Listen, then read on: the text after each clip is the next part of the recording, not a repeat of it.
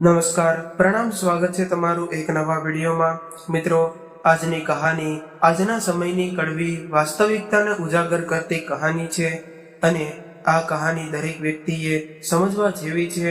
એટલા માટે તમને વિનંતી કરું છું કે આ કહાની અંત સુધી ધ્યાનથી સાંભળજો અને પસંદ આવે તો વિડીયોને લાઈક, શેર અને નવા હોય તો ચેનલને સબસ્ક્રાઇબ જરૂરથી કરજો। તો ચાલો શરૂ કરીએ આજની કહાની। પ્રભાબેન એની દીકરી સાથે ફોન પર વાત કરી રહ્યા હતા અને એવું કહ્યું કે બેટા કિરણ, આ રક્ષાબંધન પર તું અહીંયા આવ ત્યારે પૂરા એક અઠવાડિયાની તૈયારી કરીને આવજે, કેમ કે હું તને મળી એને ઘણા દિવસો થઈ ગયા છે। અને હું મારી દીકરીને આવું કહ્યું ત્યારે કિરણ બોલી કે માં, આ વખતે તો મારી ભાભી પણ રક્ષાબંધન કરવા એના પિયરમાં જવાના હશે ને? ત્યારે પ્રભાબેન બોલ્યા કે નહીં દીકરી, એ તો મને એના પિયરમાં જવાનું કહી રહી હતી, પરંતુ મેં એને ના પાડી દીધી। અને તું તો જાણે છે કે મારા ઘૂંટણ હવે સારી રીતે કામ પણ નથી કરતા અને કદાચ તારી ભાભી એના પિયરમાં જશે તો પછી ઘરનું કામ કોણ કરશે? હવે આ ઉંમરમાં આટલું બધું કામ હું કેવી રીતે કરી શકીશ? આવી રીતે કિરણ પોતાના રૂમમાં બેસીને એની મા સાથે વાત કરી રહી હતી। ત્યારે જ કિરણનો પતિ દિનેશ ઓફિસેથી ઘરે આવી ગયો એટલે કિરણે ફોન મૂકી દીધો। ત્યારે દિનેશ એની રૂમમાં આવીને કહેવા લાગ્યો કે કિરણ, તને તો ખબર છે ને કે માની તબિયત ખરાબ છે, છતાં પણ તું ઘરનું કામ કરવાની જગ્યાએ અહીંયા રૂમમાં બેઠી છો અને માની તબિયત ખરાબ હોવા છતાં પણ એ કપડાં ધોઈ રહી છે। અરે કિરણ, તારે થોડું ધ્યાન રાખવું જોઈએ। મારે બ્લડ પ્રેશરની તકલીફ છે અને હવે એની ઉંમર પણ ઘણી બધી વધી રહી છે।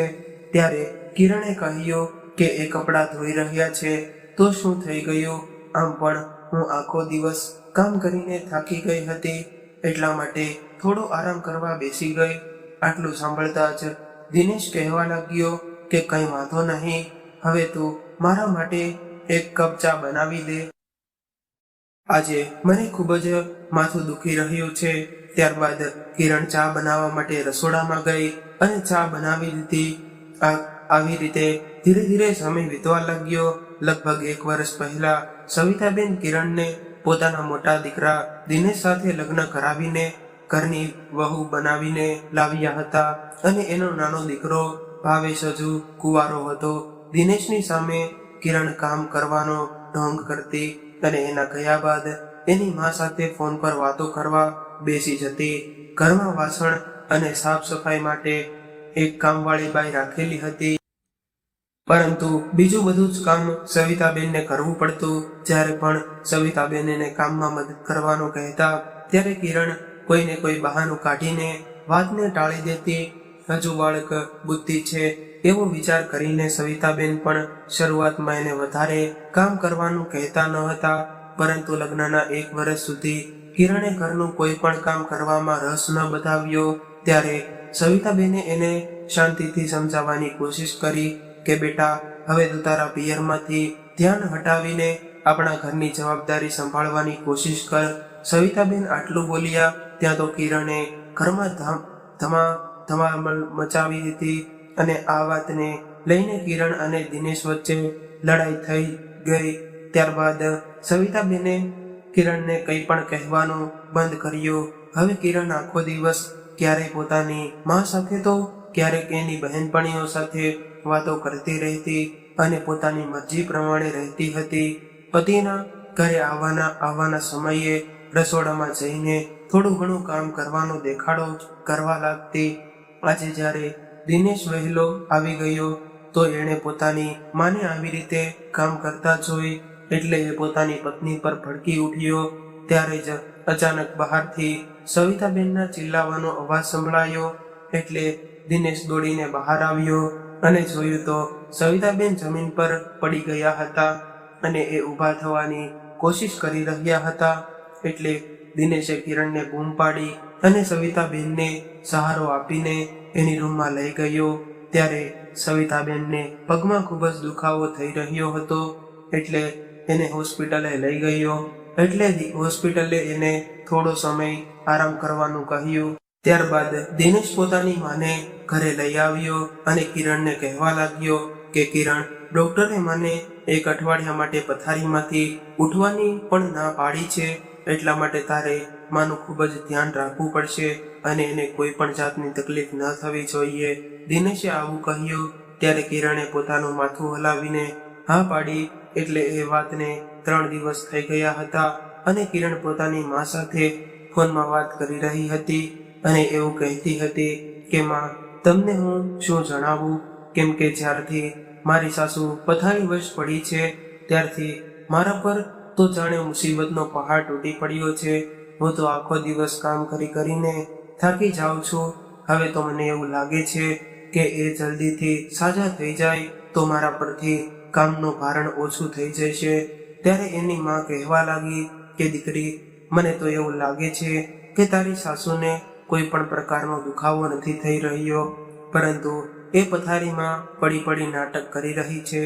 એટલે તારે વધારે કામ કરવાની કોઈ જરૂર નથી અને બેઠા બેઠા જ તું એને ખવડાવતી રહીશ તો એ ક્યારેક પથારીમાંથી ઉઠવાનું નામ પણ લઈ લે. ત્યારે કિરણ કહેવા લાગી કે હા માં, તમે સાચું કહી રહ્યા છો. મેં તો આજે કીટી પાર્ટીમાં જવાનો પ્રોગ્રામ પણ કેન્સલ કરી દીધો છે, પરંતુ હવે હું વિચારું છું કે કીટી પાર્ટીમાં જઈ આવું. બાકી બધું મારા સાસુમાં એની જાતે સંભાળી લેશે. ઠીક છે માં, હવે હું ફોન મૂકું છું. હવે પાર્ટીમાં આવ્યા બાદ ફોન કરીશ. હવે ઘરનું બધું જ કામ એમણે એમ મૂકીને કિરણ પાર્ટીમાં જતી રહી અને એવું લાગ્યું હતું કે દિનેશને આવવામાં હજુ ઘણો સમય બાકી છે, પરંતુ એને યાદ નહોતું રહ્યું કે 3 દિવસ બાદ ડોક્ટરે સવિતાબેનને ફરીથી બતાવવા આવવાનું કહ્યું હતું. પોતાની માને હોસ્પિટલમાં લઈ જવા માટે દિનેશ જ્યારે ઘરે આવ્યો ત્યારે એણે જોયું કે એની માં ધીમે ધીમે ચાલીને રસોડામાં જઈ રહ્યા હતા.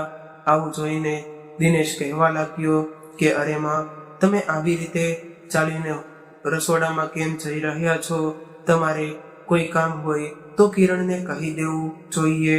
ત્યારે માએ કહ્યું કે નહીં દીકરા, બસ મારું ગળું સુકાઈ રહ્યું હતું એટલે પાણી પીવા માટે ઉઠી હતી. ત્યારે જ દરવાજો ખુલવાનો અવાજ આવ્યો અને પોતાના ખંભે પર ટીંગાડીને કિરણ ઘરની અંદર આવી. ત્યારે સામે દિનેશને જોઈને એના હોશ ઉડી ગયા.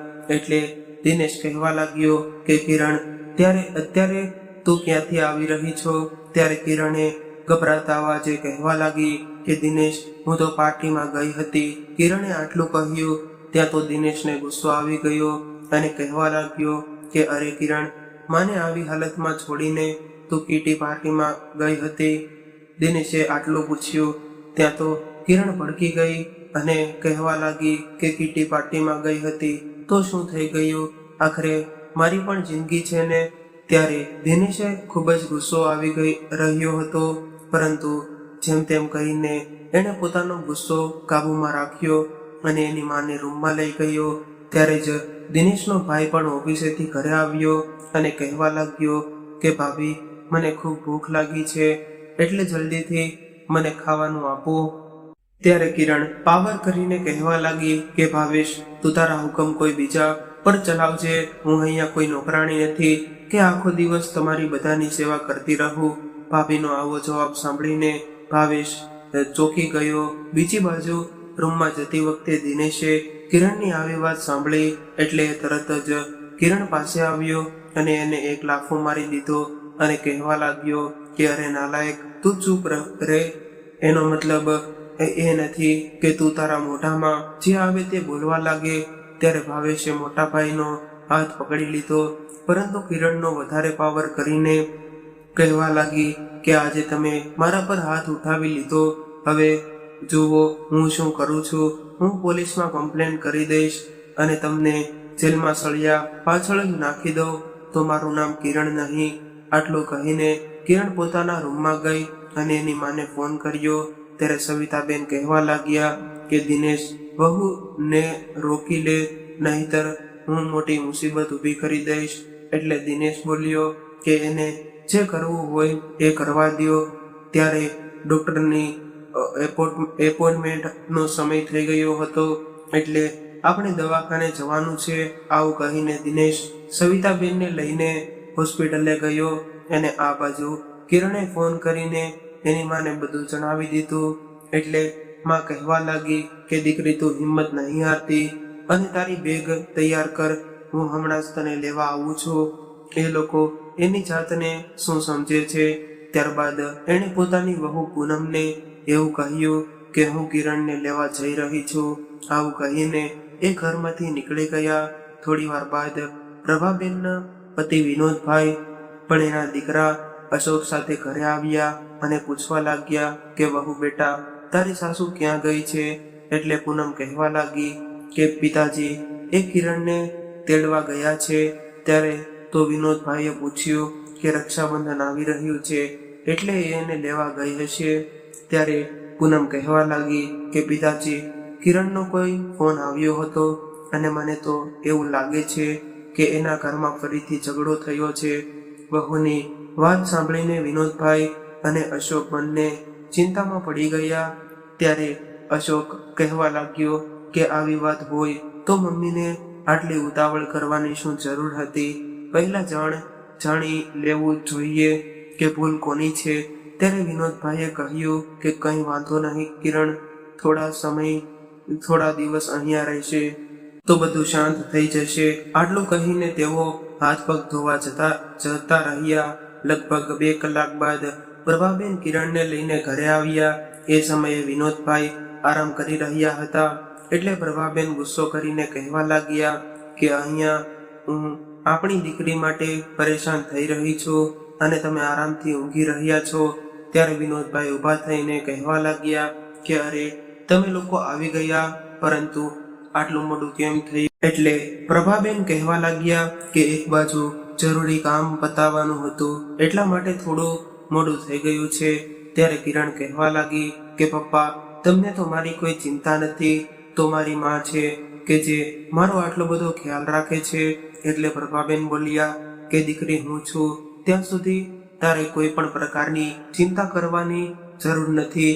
જે લોકોને હું તેનો સબક શીખવાડીશ તે કોઈ જીવનભર યાદ રાખશે, બરાબર? એ જ સમયે વિનોદભાઈના વૃદ્ધ માજી ખુરશી પર બેસીને આ બધું જોઈ રહ્યા હતા. હવે કિરણ અને તેની સાસુમાં અંદર ગયા. એટલે એણે વિનોદભાઈને પોતાની પાસે બોલાવ્યા અને કહેવા લાગ્યા કે દીકરા વિનોદ, અહીંયા જે કંઈ પણ થઈ રહ્યું છે એ બરાબર નથી થઈ રહ્યું. દીકરીને આટલી બધી મોઢે ચડાવવી એ સારું ન કહેવાય. એટલે તું તારી પત્નીને સમજાવતો સારું છે. ત્યારે વિનોદભાઈએ કહ્યું કે હા માજી, તમે ચિંતા ન કરો, બધું જ બરાબર થઈ જશે. આવું કહીને એ પોતાના રૂમમાં જતા રહ્યા. હવે બીજા દિવસે રક્ષાબંધનનો તહેવાર હતો. એટલે સવારે જલ્દી ઉઠીને પૂનમે બધા જ પકવાન બનાવીને તૈયાર રાખ્યા હતા અને કિરણે પોતાના ભાઈને રાખડી બાંધી. એટલે એ ભોજન કરીને વિનોદ સાથે દુકાને જવા નીકળી ગયો. આ બાજુ કિરણના સાસરિયામાં એના પતિ દિનેશ પર ફોન આવ્યો કે હું પોલીસ સ્ટેશનમાંથી બોલી રહ્યો છું અને તમારા વિરુદ્ધ એક ફરિયાદ આવી છે, એટલે તમે જલ્દીથી જલ્દી પોલીસ સ્ટેશને હાજર થઈ જાઓ. આવું સાંભળીને દિનેશ હેરાન રહી ગયો અને પોલીસ સ્ટેશને જવા નીકળી ગયો. પોલીસ સ્ટેશને હાજર થયા બાદ ઘરે આવ્યો. એટલે સવિતાબેન પૂછવા લાગ્યા કે શું થયું દીકરા? ત્યારે દિનેશ બોલ્યો કે થવાનું શું હતું? દિનેશ અને એની માએ આપણા વિરુદ્ધ પોલીસ સ્ટેશનમાં ફરિયાદ લખાવી છે અને એણે એવું કહ્યું છે કે દહેજને લઈને તેઓ અમારી દીકરી માટે મારપીટ કરે છે. આવું સાંભળીને સવિતાબેન કહેવા લાગ્યા કે દીકરા, આપણે તો દહેજનું નામ પણ નથી લીધું. એટલે દિનેશ બોલ્યો કે હા માં, પરંતુ આ લોકો આપણને દહેજના નામ પર જૂઠા કેસમાં ફસાવવા માંગે છે. ત્યારે માએ સમજાવીને એવું કહ્યું કે દીકરા, આપણે એકવાર એની પાસે જઈને સમાધાન થઈ જાય એવું કરવું જોઈએ. આવી રીતે અંદરો અંદર લડાઈ ઝઘડા કરવાથી કોઈને ફાયદો નથી થવાનો. ત્યારે ભાવેશ આવ્યો અને કહેવા લાગ્યો કે હા ભાઈ, એકવાર કોર્ટ કેસમાં ફસાઈ જઈશું તો એમાંથી નીકળવું ખૂબ જ મુશ્કેલ થઈ જશે. એટલે આપણે આજે સાંજે એના ઘરે જઈએ અને એની સાથે વાત કરવી જોઈએ. હવે ભાવેશની વાત દિનેશને યોગ્ય લાગી એટલે સાંજના સમયે એ લોકો વિનોદભાઈના ઘરે જવા નીકળી ગયા. ત્યારે કિરણ ડ્રોઈંગ રૂમમાં બેઠી બેઠી ટીવી જોઈ રહી હતી અને વૃદ્ધ માજી પણ ત્યાં બેઠા હતા. હવે વિનોદભાઈ કહેવા લાગ્યા કે દીકરી, હું તો એવું કહું છું કે તમે લોકો સમજદારીથી આ મામલો હલ કરી લ્યો, એ જ સારું છે.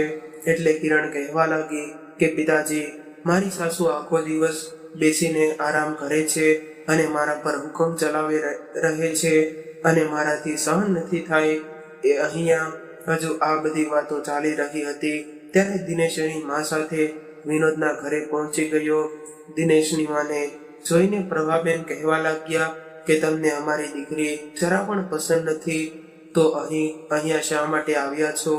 એટલે સવિતાબેન નમ્રતાથી કહેવા લાગ્યા કે જુઓ બેન, આપણે આરામથી બેસીને વાત કરીએ તો જ સમસ્યાનું કંઈક હલ નીકળશે. સવિતાબેન આટલું જ બોલ્યા હતા ત્યાં તો કિરણ કહેવા લાગી કે માજી, તમે તમારા દીકરાને કહી દો કે મને તલાક આપી દે, જેનાથી તમને પણ આરામથી રહેવા મળશે અને હું પણ આરામથી છૂટી થઈ જઈશ. કિરણ આટલું બોલી ત્યાં તો વિનોદભાઈ કહેવા લાગ્યા કે કિરણ, તારી સાસુ સાથે તું આવી રીતે વાત કરી રહી છે? ત્યારે જ પ્રભાબેન બોલ્યા કે આ લોકોએ આપણી દીકરીને એટલી બધી હેરાન કરી છે, તો પછી એની સાથે કેવી રીતે વાત કરવી? કઈ રીતે વાત કરવામાં મામલો ઉગ્ર બની ગયો અને સમાધાન બાબતની કોઈ પણ વાત ન થઈ શકી. હવે દિનેશ અને તેની માં સવિતાબેન પોતાના ઘરે પાછા જતા રહ્યા અને ધીરે ધીરે સમય વીતવા લાગ્યો. આ બાજુ કિરણની માં હંમેશા કિરણનો પક્ષ લઈને એને મોઢે જણાવતી રહેતી અને કિરણ હવે એના પિતાજીના ઘરમાં રહેવા લાગી, પરંતુ ઘરનું કોઈ પણ કામ કરતી ન હતી. હવે તો એ જમીને પાણીનો ગ્લાસ પણ ઊભો થઈને પોતે પીતી ન હતી. પાણી પીવા માટે પણ એ એની ભાભી પૂનમને ઓર્ડર કરવા લાગી અને આવી રીતે આખો દિવસ ઘરના કામ કરી પૂનમને પણ થાકવા લાગી હતી. એટલે એ એના પતિને કહેવા લાગી કે અશોક, હવે હું આ બધાનું કામ કરીને થાકી ગઈ છું અને તમારી બેનને ક્યારે ઘરની સાફ સફાઈ કરવામાં મદદ કરવાનું કહું છું તો એ કસીને ના પાડી દે છે અને ઉપરથી એવું કહે છે કે હું આ ઘરની નોકરાણી નથી. ત્યારે અશોક બોલ્યો કે પૂનમ, હું પણ આ બધું જોઈ રહ્યો છું કે કિરણ ઘરમાં કોઈ પણ પ્રકારની મદદ નથી કરતી, પરંતુ માએ એને મોઢે ચડાવીને રાખી છે, નહીતર અત્યાર સુધીમાં તો મેં એની અક્કલ ઠેકાણે લાવી દીધી હોત. એટલે પૂનમ બોલી કે હું તો ફક્ત એટલું ઈચ્છું છું કે આપણા ઘરમાં કોઈ પણ પ્રકારના લડાઈ ઝઘડા ન થવા જોઈએ, નહીતર આખી દુનિયા આપણા ઘરનો તમાશો જોશે અને તમારી બહેન તો હવે આપણું ઘર તોડાવવા પર આવી ગઈ છે. કદાચ મારી જગ્યાએ બીજું કોઈ હોત તો અત્યાર સુધીમાં તો ઘરમાં લડાઈ ઝઘડા શરૂ થઈ ગયા હોત, પરંતુ હું બધું જાણું છું એટલે જ ચૂપ રહું છું અને કદાચ હું એને કંઈક કહી દઈશ તો ઉલટાની એવું કહેશે કે મારી માં એટલી સારી છે કે એ તમારો આટલો ખ્યાલ રાખે છે, પરંતુ એને એ નથી સમજાતું કે સારા લોકો સાથે જ લોકો સારો વ્યવહાર કરે છે. ત્યારે અશોકે એવું કહ્યું કે હું કિરણ સાથે વાત કરી લઈશ, પરંતુ તું કંઈ પણ બોલતી નહીં. આવું કહીને અશોક રૂમમાંથી બહાર આવ્યો ત્યારે એણે જોયું કે કિરણ એકલી બેઠી હતી અને મોબાઈલમાં વ્યસ્ત હતી. ત્યારે એની પાસે જઈને અશોક કહેવા લાગ્યો કે કિરણ, હવે આગળ શું કરવાનું છે તે કંઈ વિચાર્યું છે? ત્યારે કિરણ ગુસ્સો કરીને કહેવા લાગી કે ભાઈ, તમે મારી ચિંતા ન કરો, હું તમારા પર બોજ બનીને નહીં બેસી રહું, હું મારા ઘરે જતી રહીશ, પરંતુ એક શરત પર જઈશ. ત્યારે અશોકે હેરાનીથી પૂછ્યું કે કેવી શરત?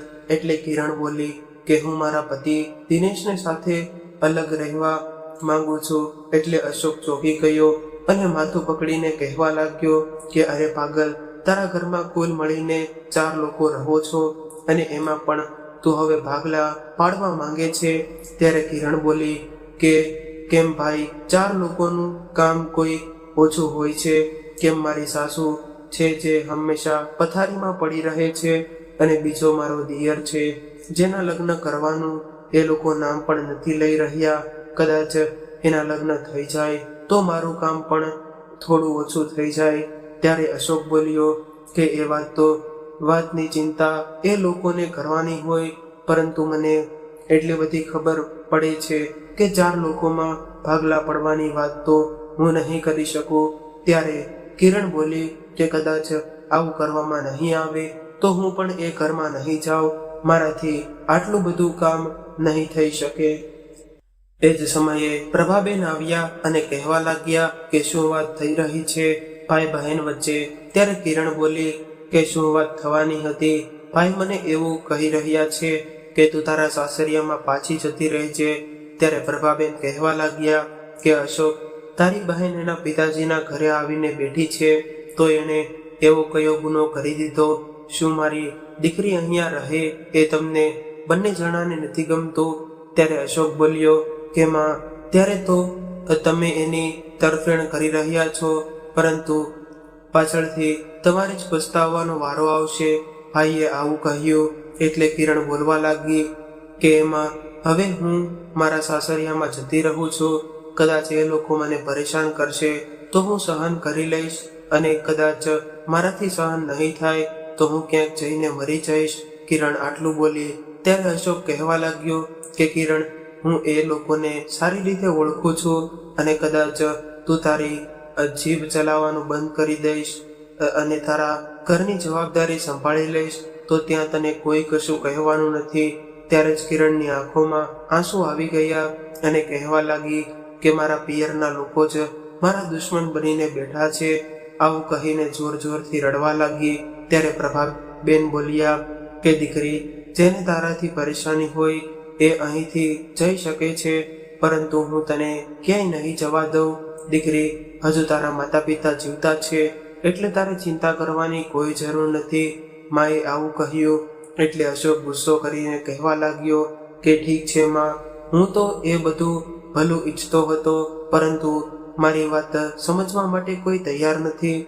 હવે તમને જે મરજી આવે એ કરો, હું તમને કંઈ નહીં કહું. આવું કહીને અશોક ત્યાંથી નીકળી ગયો. ત્યારે પૂનમ આગળ પાછળ ઊભી બધી વાતો સાંભળી રહી હતી, અને વૃદ્ધ માજી આંગણામાં બેસીને આ બધું સાંભળી રહ્યા હતા. એટલે એમણે પૂનમને ઈશારો કરીને પોતાની પાસે બોલાવી અને કહેવા લાગ્યા કે આવી રીતે તો આ માં દીકરી પોતાના કાબુમાં નહીં આવે. આવું કહીને એમણે પૂનમને ઈશારો કર્યો, અને દાદીનો ઈશારો પૂનમ સારી રીતે સમજી ગઈ. ત્યારબાદ પૂનમ રસોડામાં ભોજન બનાવવા જતી રહી. રીંગ વાગવાનો અવાજ સાંભળ્યો એટલે પૂનમે બહાર જઈને જોયું તો કિરણ ફોન પર વાત કરી રહી હતી અને એવું કહેતી હતી કે થોડી ઘણી શરમ બાકી રહી છે નહીં. કેટલી વાર તમને કહ્યું છે કે હું એ ઘરમાં પાછી નહીં આવું, શું તમને કંઈ સમજાતું નથી? ત્યારે સામેથી એના સાસુ કહી રહ્યા હતા કે કિરણ દીકરી, હવેથી આ ઘરમાં તને કોઈ પણ પ્રકારની તકલીફ નહીં થાય. હવેથી દિનેશ પણ તારી સાથે કોઈ પણ પ્રકારનો ખરાબ વ્યવહાર નહીં કરે. હવે બધું ભૂલીને તું પાછી આવી જા. ત્યારે કિરણના હાથમાંથી ફોન લઈને એના મમ્મી કહેવા લાગ્યા કે બહેન, જો તમે ઈચ્છતા હોય કે મારી દીકરી તમારા ઘરમાં પાછી આવે તો મારી એક શરત છે કે તમારે તમારા દીકરાને તમારાથી અલગ કરવો પડશે, તો જ હું મારી દીકરીને તમારા ઘરમાં પાછી મોકલીશ. ત્યારે સવિતાબેન કહેવા લાગ્યા કે અરે પ્રભાબેન, તમે કેવી વાત કરી રહ્યા છો? હું મારા દીકરાથી અલગ કેવી રીતે રહી શકું? ત્યારે કિરણની મા બોલી કે તમે અલગ ન રહી શકતા હોય તો પછી આ સંબંધ તોડી નાખવામાં જ ભલાઈ છે. ત્યારબાદ તમે તમારા દીકરાને તમારા ખોળામાં બેસાડીને રાખજો. આવું કહીને પ્રભાબેન ફોન મૂકી દીધો. ત્યારે રસોડામાં ઊભા રહીને પૂનમ આ બધી વાતો સાંભળી રહી હતી, અને એ મનમાં ને મનમાં બોલી ઉઠી કે આ બંને એવું સમજી રહ્યા છે કે કોઈ લોકો મોટી તોપ છે, પરંતુ તેને ખબર નથી કે શેરની માથે પણ સવા શેર હોઈ શકે છે. થોડી વાર બાદ કિરણ અને એની માં બજારમાં શોપિંગ કરવા ગયા. લગભગ 2 કલાક બાદ જ્યારે તેઓ ઘરે આવ્યા ત્યારે પૂનમ પોતાની રૂમમાં આરામથી સૂઈ રહી હતી. પૂનમને સૂતેલી જોઈને કિરણ ગુસ્સો કરીને એની પાસે આવી અને કહેવા લાગી કે કેમ મહારાણી, તમે તમારું ખાવાનું બનાવીને ખાઈ લીધું અને અમારું ખાવાનું ન બનાવ્યું. તમે બીજા બધા જ લોકોના કપડાં ધોઈ નાખ્યા અને મારા કપડાં મેલા રહેવા દીધા. ત્યારે પૂનમ બોલી કે હા કિરણ, હું તારી નોકર નથી કે હું તને એમ તું કે એમ કરતી રહું. હવે તો તારું કામ તારે જાતે જ કરવું પડશે. પૂનમે આંખો કાઢીને આવું કહ્યું. ત્યારે તેનો આવો પાવર જોઈને કિરણ હેરાન રહી ગઈ અને કહેવા લાગી કે એમાં નોકરવાળી વાત ક્યાંથી આવી ગઈ? ઘરનું કામ છે એ તો તારે કરવું પડશે. એટલે પૂનમ કહેવા લાગી કે કિરણ, તું મને આ કામ કરવાનો પગાર નથી આપી રહી કે હું તારું કામ કરતી રહું. ત્યારે કિરણ બોલી કે પગાર શેનો હોય? તું આ ઘરની વહુ છો એટલે કામ તો તારે જ કરવું પડે. ત્યારે જ મુકોર જોઈને પૂનમ બોલી ઉઠી કે કેમ, તો તું પણ કોઈના ઘરની વહુ છો અને તું તારી જવાબદારીથી ભાગીને અહીંયા આવીને શા માટે બેઠી છો? એટલે હવેથી તારે તારા કામ પોતે કરવા પડશે અને મારા પર રોપ જમાવવાની કોઈ જરૂર નથી. એટલે હવે તારા મોં પર તાળું મારીને તારું કામ કરવાનું શરૂ કરી દે. ત્યારે પ્રભાબેન આવ્યા અને કહેવા લાગ્યા કે આ બધું શું થઈ રહ્યું છે અને પૂનમ તારી નણંદ સાથે આ રીતે વાત કરી રહી છો? ત્યારે પૂનમ બોલી કે સાસુમાં, હું એવી રીતે જ વાત કરી રહી છું જેવી રીતે એની સાથે કરવી જોઈએ. હવે તે કિરણ કે અહીંયા રહેશે તો એને એનું કામ જાતે જ કરવું પડશે. ત્યારે પ્રભાબેન બોલ્યા કે એવું છે, એમને તો હવે મારી દીકરી આ ઘરના કામ કરશે અને ઘરની વહુ રાત દિવસ આરામ કરશે. ત્યારે પૂનમે કહ્યું કે નહીં સાસુમાં, હું પણ કામ કરીશ, પરંતુ હું આપણા ઘરનું અને આપણા પરિવારનું જ કામ કરીશ, પરંતુ ઘરમાં આવેલા મહેમાનોનું કોઈ પણ પ્રકારનું કામ હું નહીં કરું. પોતાની ભાભીના મોઢેથી આવી વાત સાંભળીને કિરણનું લોહી ઉકળી ઉઠ્યું અને એ કહેવા લાગી કે પૂનમ, તારી હિંમત કેવી રીતે થઈ? મને મહેમાન કહેવાની આ ઘર તારાથી પહેલા મારું છે. અને એની મા તરફ જોઈને કહેવા લાગી કે માં, તમે તો તમારી વહુને મોઢે ચડાવીને રાખી છે. 2-4 થપ્પડ મારીને એની અક્કલ ઠેકાણે કેમ નથી કરી દેતા? ત્યારે પૂનમ બોલી કે મારા પર હાથ ઉઠાવવાની વાત તો દૂર રહી, મને હાથ લગાવીને તો જુઓ. ત્યારે 100 નંબર પર ફોન કરીને ફરિયાદ કરું છું કે મારી સાસુમાં અને મારી નણંદ દહેજના નામ પર મારી માટે મારપીટ કરી રહ્યા છે. ત્યારબાદ તમને ખબર પડશે કે કોની અક્કલ ઠેકાણે આવે છે. એ જ સમયે વિનોદભાઈ અને અશોક પણ ઘરે પહોંચી ગયા અને ઘરમાં ઝઘડો જોઈને વિનોદભાઈ રૂમની અંદર ગયા. ત્યારે અશોક તેને રોકી લીધા. એટલે વિનોદભાઈ કહેવા લાગ્યા કે દીકરા, આપણે અંદર જઈને આ લઈ જાય. ત્યારે વિનોદભાઈને કહ્યું કે હા દીકરી, તે બિલકુલ સાચો નિર્ણય લીધો છે. હું અત્યારે જ દિનેશને ફોન કરીને અહીંયા બોલાવું છું. આટલું કહીને વિનોદભાઈએ દિનેશને ફોન કર્યો. ત્યારે સામેથી એવી વાતો સાંભળવા મળી કે જેનાથી એ હેરાન રહી ગયા. ત્યારબાદ ફોન મૂકીને વિનોદભાઈની પત્નીને કહેવા લાગ્યા કે મને એક વાત જણાવી દે કે શું ગઈકાલે સવિતાબેનનો ફોન આવ્યો હતો? ત્યારે પ્રભાબેન બોલ્યા કે હા, એનો ફોન તો આવ્યો હતો અને એ કિરણને પાછી આવવાનું કહી રહ્યા હતા, તો પછી તે એને શું કામ કહ્યું? ત્યારે પ્રભાબેન કંઈ જવાબ ન આપી શક્યા. એટલે વિનોદભાઈએ એની પત્નીના મોઢા પર એક લાફો મારી દીધો અને કહેવા લાગ્યા કે તું માં છો કે દુશ્મન છો, જે પોતાની દીકરીનું ઘર તોડાવવા ઊભી છો? આપણા ઘરેથી અપમાનિત થઈને ગયા બાદ પણ એમણે ફોન કર્યો, પરંતુ તે એની સામે એક શરત મૂકી દીધી કે પહેલા ઘરના ભાગ પડાવો, પછી અમારી દીકરી પાછી આવશે. એ સમયે કિરણ બોલી કે પિતાજી, હવે હું જઈ રહી છું, તો પછી તમે માની ભૂલ કેમ કાઢી રહ્યા છો?